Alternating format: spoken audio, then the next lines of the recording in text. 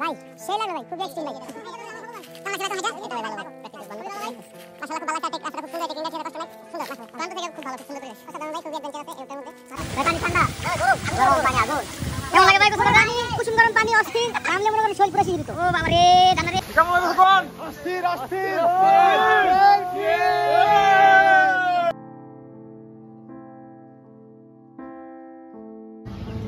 Hello viewers, welcome to my YouTube channel and Facebook page journey with Hasib. বর্তমানে আমরা stay করতেছি এখন বান্দরবন আলীকদম পানবাজার। তো আমরা ঢাকা থেকে এখানে অলরেডি চলে আসছি। আমরা নতুন একটা জার্নি বা নতুন একটা ট্রেকিংয়ে অ্যাড হতে যাচ্ছি। আমরা আজকে ট্রেকিং করবো পালংখিয়া এবং থানকোন ঝর্ণা দেখতে। তো আমরা এখন নাস্তা করবো, নাস্তা করে আমরা ট্রেকিং শুরু করবো। তো চলুন আমরা নাস্তা করে ট্রেকিং শুরু করার পর আপনার সাথে আমার দেখা হবে। আর হ্যাঁ, ভিডিওটি শুরু করার আগে অবশ্যই আমার চ্যানেলটি সাবস্ক্রাইব করে রাখবেন এবং বেল আইকনটিতে প্রেস করে রাখবেন যেন আমার চ্যানেলের নিত্য নতুন ভিডিওগুলো আপনার নোটিফিকেশন চলে যায়। তো চলুন নাস্তা করি। পানবাজারের একটা হোটেলে আমরা সকাল নাস্তা করে নিচ্ছি। আমাদের সকাল নাস্তাতে ছিল ভাত, ভর্তা, ডিম, মুরগির মাংস, মাছ এবং ডাল। আর আপনারা যারা ট্রেকিংয়ে আসবেন অবশ্যই সকাল নাস্তাটি পেট ভরে খেয়ে নেবেন, কেননা সকাল নাস্তা না করলে আপনারা দুপুরে নাস্তা করার সময় পাবেন না, কারণ দুপুরে পাহাড়ে থাকতে হবে। আর ট্রেকিংয়ের নিয়মই হচ্ছে দুপুরে খাবার চলে না, শুধু চলবে ড্রাই ফ্রুট। তাই আমি আপনাদেরকে বলবো, আপনারা যদি ট্রেকিং করতে ইচ্ছুক থাকেন বা ট্রেকিং আসেন তাহলে অবশ্যই সকাল নাস্তাটা বেশি করে খেয়ে নেবেন, যেন সম্পূর্ণ এনার্জি আপনাদের শরীরে থাকে। নাস্তা করে অলরেডি আমরা গাড়িতে চলে আসছি। গাড়িতে চলে আসার পর সবার সাথে পরিচয় হয়ে জানতে পারলাম এখানে হাতে গোনা 2-1 ছাড়া সবাই হচ্ছে নারায়ণগঞ্জ জেলার। তো এই বিষয়টি আমার কাছে ভালো লেগেছে যে আমরা একই জেলার প্রায় 8 জনের মতো একটি টিমে যাচ্ছি ট্রেকিংয়ে। তো দেখতে পাচ্ছেন আমাদের গাড়ি অলরেডি ছেড়ে দিয়েছে। আমরা এই গাড়ি করে যাব আলীকদম 13 কিলো থেকে আমাদের ট্রেকিং শুরু হবে। তো চলুন যাওয়া যাক।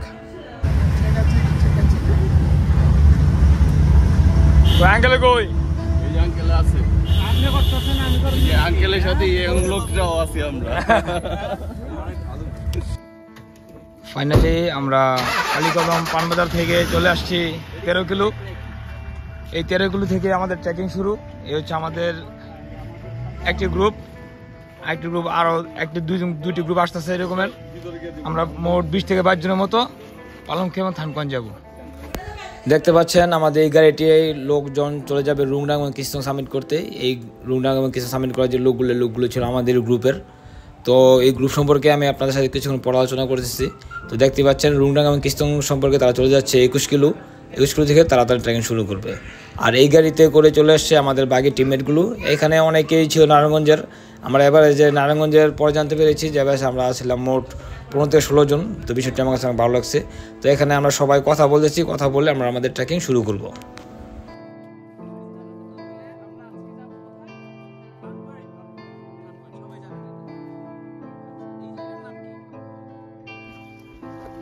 আলীকদম 13 কিলো থেকে আমাদের ট্রেকিং শুরু।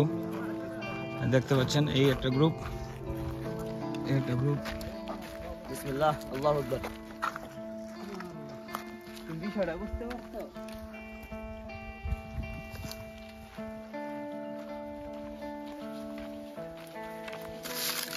বন্ধুরা, আপনি যারা দেখতে পাচ্ছেন সে হচ্ছে আমাদের পালংখিয়া এবং থানকোনের গাইড রুবেল ভাই। আমরা রুবেল ভাইয়ের কাছ থেকে জেনে নেই আজকের এই সম্পূর্ণ ট্যুরের প্ল্যানটা। রুবেল ভাই যদি বলতেন। আসসালামু আলাইকুম, আমি হচ্ছে আলীকদম ট্যুরিস্ট গাইড রুবেল। আমি আজকে টিম নিয়ে আসছি হচ্ছে 25 জনের, যাব হচ্ছে থানকোন আর পালংখিয়া। আজকে এখন আমরা আছি হচ্ছে 13 কিলো দিয়ে নামছি, আছি 13 কিলো রয়েছে দুসরি জিরি দিয়ে হচ্ছে যাব হচ্ছে দুসরি বাজারে যাওয়ার পরে ওখানে একটা আর্মি ক্যাম্প আছে, ওখানে আমরা এন্ট্রি করার পরে যাব হচ্ছে থানকোনে। ওখানে আজকে জুম করে থাকবো, কালকে ওখান থেকে পালংখিয়া যাব। পরের দিন ওখান থেকে ডাইরেক্টলি থানকোন হয়ে দুসরি বাজার হয়ে ব্যাক করবো। ঠিক আছে, ধন্যবাদ ভাই। ভাই এটাকে কি জিরি বলে? এটা বলে আসলে 13 কিলো থেকে নামার পরে এটাকে বলে আপনার সামনে একটা পাড়া আছে, এটা হচ্ছে মঙ্গলিয়া পাড়া। এটা হচ্ছে মঙ্গলিয়া পাড়া জিরি। এই জিরি ধরে গেলে আমরা 2 জিরি পাবো, তার মানে মেঙ্কিউ পাড়া। মেঙ্কিউ পাড়ার থেকে একটা হচ্ছে রোংডাঙ্গের কিস্তমের দিকে গেছে, আর একটা হচ্ছে দুসরি বাজারের দিকে গেছে। আমরা দুসরি বাজার দিকে আগাবো। জি ঠিক আছে। বন্ধুরা দেখতে পাচ্ছেন এই হচ্ছে আমাদের আজকের ট্রেকিংয়ের প্রথম রেস্ট। এই বড়ি গাছের তলে যে ভাই বাদার রেস্ট নিচ্ছে। এ হচ্ছে আমার দেখা এই ট্রেকিং এর সবচেয়ে বয়স্ক আঙ্কেল।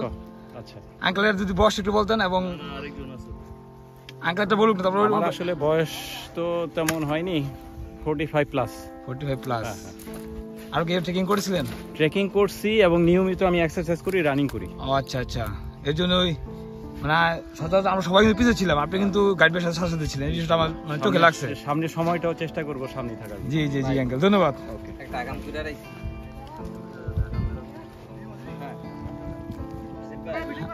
ভালো ছিল, মাত্র কিন্তু শুরু ভাই। হ্যাঁ হ্যাঁ, এই হচ্ছে আরেকজন মানে আমাদের টিমের একটু মানে বয়স বা প্লাস ওনার মাঝে। যদি আপনি আঙ্কেল আপনার বয়স যে বলতেন এবং এর কোথাও ট্রেকিং করছেন এই বিষয়ে। আমার বয়স আসলে 100 বছরের কাছাকাছি। এই যারা আছে আমার নাতিপুতি হয়। হ্যাঁ অনেকটা এরকমই। হ্যাঁ এরকমই। এই নাতিগোর সাথে আসছি, খুব এনজয় করছি। এটা কোথাও গেছিলেন ট্রেকিং এ না এই প্রথম? না আমার আমি এখন গেছিলাম। ও আচ্ছা দেবতা পাহাড়ে নামতে উঠছি, এই এখানে উঠলাম। এই হচ্ছে আমাদের দুজন এই ট্রেকিং এর ইয়ংস্টার। 100 বছরের সুইসি আর কি।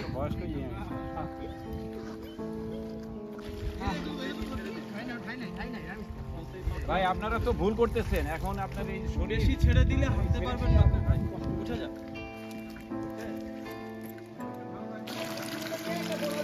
বন্ধুরা দেখতে পাচ্ছেন তেরেগুলো থেকে নামার পর যে জিরি পাশে রয়েছে এই খুমটা, এই খুমের নাম হচ্ছে বাসন খুম। যদিও পানি একটু কম, কারণ গরমকাল বুঝতে পারছেন। দেখেন একে সবাই আসছে দেখতে। পানি তো অনেক ঠান্ডা না? হ্যাঁ পানি ঠান্ডা আছে। তো চলুন যেতে যেতে আপনাদের সাথে শেয়ার করি আমরা কিভাবে এই ট্রেকিংয়ে আসলাম। আমরা আসছি এখানে কেবিটি থেকে। কেবিটি হচ্ছে খুঁজি বাংলাদেশ ট্রাভেলার্স গ্রুপ। এই গ্রুপ থেকেই আমরা এই ট্রেকিংয়ে আসছি। এই গ্রুপের সাথে যোগাযোগ করেছিল আমার ছোটো ভাই হৃদয়, তার মাধ্যমে এই গ্রুপ থেকে গ্রুপ হয়ে এখানে আসা। আর আমাদের এই গ্রুপের গাইড ছিল রুবেল ভাইয়ের সাথে আপনার সাথে কথা হয়েছে। আর হোস্ট ছিল নাইম ভাই এবং সীমান্ত ভাই।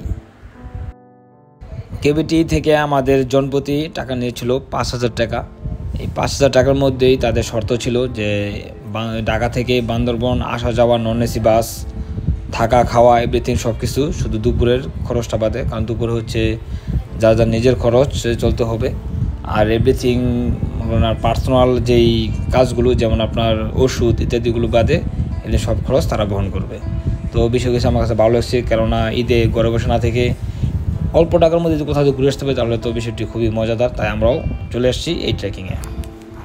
দেখতে পাচ্ছেন অনেকক্ষণ হাঁটার পর আমরা সবাই পানি খেয়ে নিচ্ছি। এদিকে তন্ময় ভাই তো পানির পিপাসায় একেবারে কাতর হয়ে যাচ্ছিল, তাই তন্ময় ভাই ইচ্ছে মতো পানি খেয়ে নিল। আর পাশাপাশি আমরা যারা আছে সবাই যার মতো পানি খেয়ে পানি নিয়ে নিচ্ছি, কেননা তীব্র গরমে ট্রেকিং করাটা অনেক কষ্টের। আপনারা চেষ্টা করবেন সবসময় সাথে পানি রাখার। আর একটু সামনে আসার পর দেখতে পেলাম এখানে কিছু পাহাড়ি লোক, তারা মুরগি পোড়াচ্ছে, ভিতরে কিছুই ফালাই দেয় নাই। বিষয়টি আমার কাছে খুব হাস্যকর মনে হয়েছে।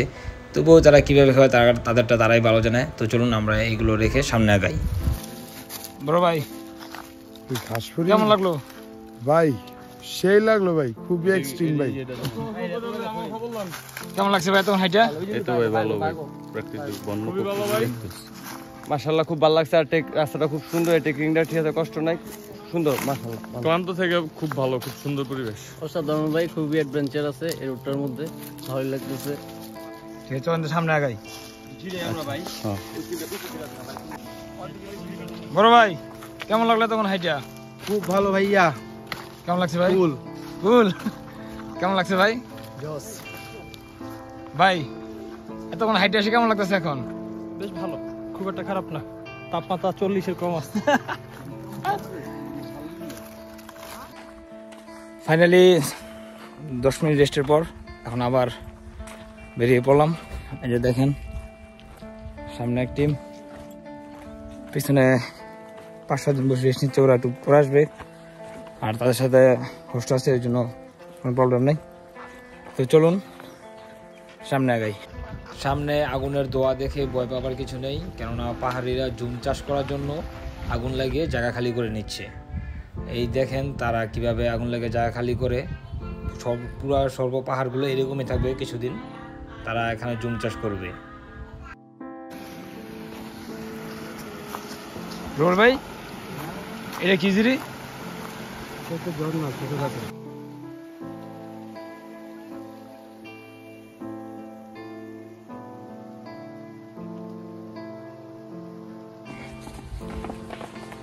ঝর্ণার পাশে কিছুক্ষণ বসে আমরা রেস্ট নিয়েছি, এখন আবার রওনা দিলাম।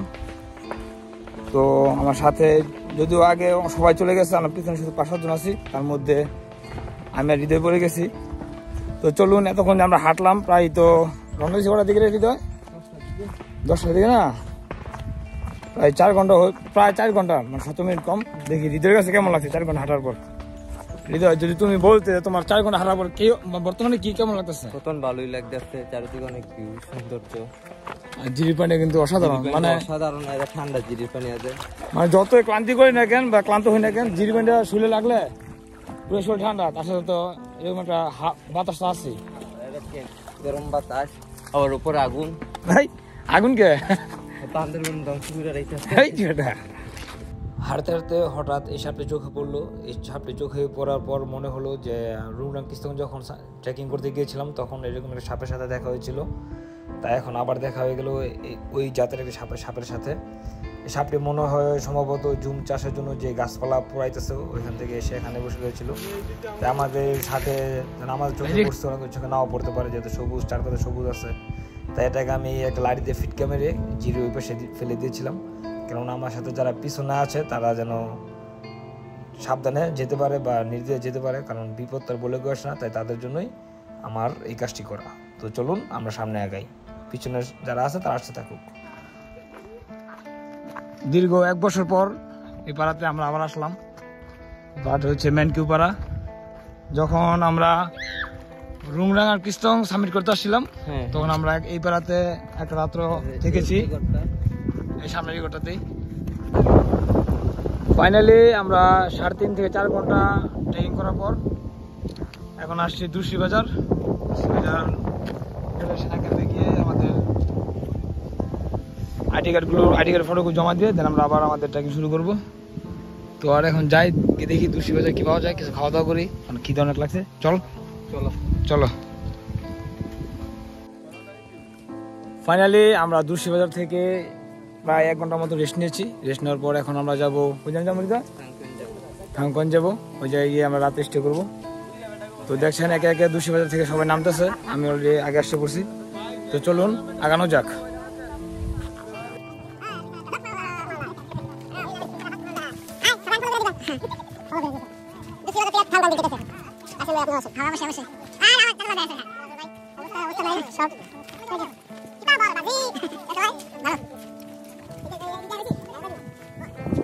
ট্রেকিং যে কি একটা কষ্টের, যারা ট্রেকিং করে তারা বুঝে।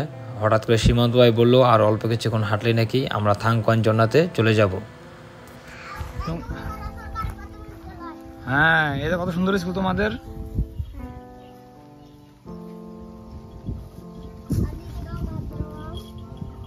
হ্যাঁ, আজকে ট্রেকিং এর এটি হচ্ছে লাস্ট রেস্ট। এরপরে আমরা অল্প কিছুক্ষণ হাঁটলেই চলে যাব আমার থাংকন ঝর্ণাতে। তো এখানে কেউ কিছু খাওয়া দাওয়া করে নিচ্ছে, কারণ পাশে একটি দোকান ছিল। তো চলুন আমরা যেহেতু রেস্ট নিয়েছি আমরা আগাই, সবাই আগায় মিলিতভাবে দেখি আর কত।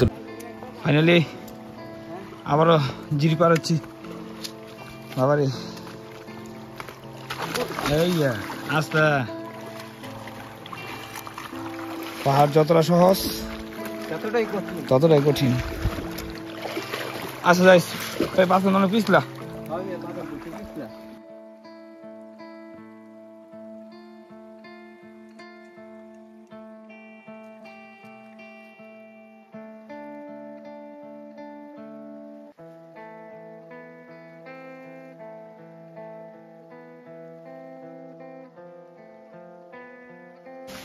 ফাইনালি এই হচ্ছে থাংকন ঝর্ণা। নিচে অলরেডি আমাদের কিছু মেম্বার অলরেডি চলে গেছে গোসল করার জন্য।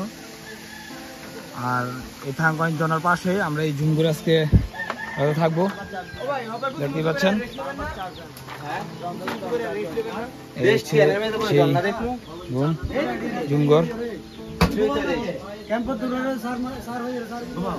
এখন ফানগন জন্নাতে গোসল করব। জি চলেন দেখি পানি কিরকম ঠান্ডা। ভাই পানি ঠান্ডা না ভাই গরম পানি আগুন। কেমন লাগে ভাই গোসল করতে? কুসুম গরম পানি অস্থির, নামলে মনে করেন শরীর পুরো শিহরিত। ও বাবা রে, ঠান্ডা রে, ঠান্ডা রে, ঠান্ডা রে, ঠান্ডা রে। ফাইনালি আমিও নেমে পড়লাম ঝর্ণাতে নামার পর বুঝতে পারলাম যা ভেবেছি তার উল্টো, কেননা পানি এত পরিমাণ ঠান্ডা যে মনে হচ্ছে আমার শরীরটা বরফ হয়ে যাচ্ছিল। তবুও আমি সাঁতার কেটে ঝর্ণার নিচে যাওয়ার চেষ্টা করেছি, হয়তো পানি কম থাকার কারণে পানি বেশি পড়তেছে না, তবুও পানি এত পরিমাণ ঠান্ডা, মানে যত বলতেছি ততই মনে হয় পানির সম্পর্কে কম বলতেছি, মানে অনেক ঠান্ডা ভাই, অনেক ঠান্ডা।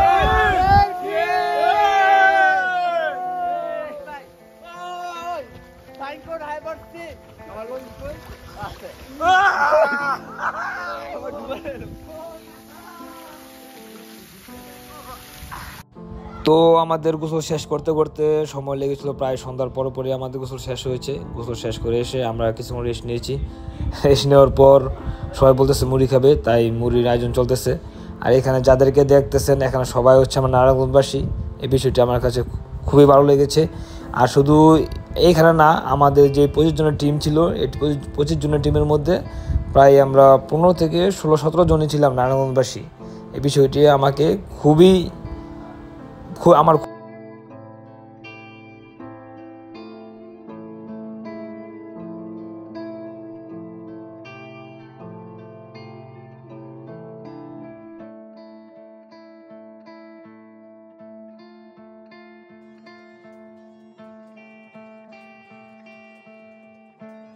মুড়ি যখন আমরা খাচ্ছিলাম তখনই আমাদের গাইড ভাই রুবেল ভাই আমাদেরকে বললো আমাদের রাতের খাবার নাকি রেডি হয়ে গেছে, আমরা রাতের খাবার খেতে পারবো। তো মুড়ি শেষ করে আমাদের রাতের খাবার খেতে হবে। তাই আজকের মতো এখানে বিদায় নিচ্ছি প্রথম পর্ব থেকে। আমাদের দ্বিতীয় পর্ব আসবে পালংখিয়া, সেই পর্যন্ত অপেক্ষা করুন। আর হ্যাঁ, আমার চ্যানেলটি অবশ্যই সাবস্ক্রাইব করে রাখবেন এবং বেল আইকনেতে প্রেস করে রাখবেন যেন আমাদের নিত্য নতুন ভিডিওগুলো আপনার নোটিফিকেশনে চলে যায়। আমাদের রাতের খাবারে ছিল বুনা খিচুড়ি, ডিম, আর আমি আর হৃদয় পার্সোনালভাবে আমরা তেঁতুল চাটনিটা নিয়ে নিয়েছিলাম। তো সবাই ভালো থাকুন, সুস্থ থাকুন, আল্লাহ হাফেজ।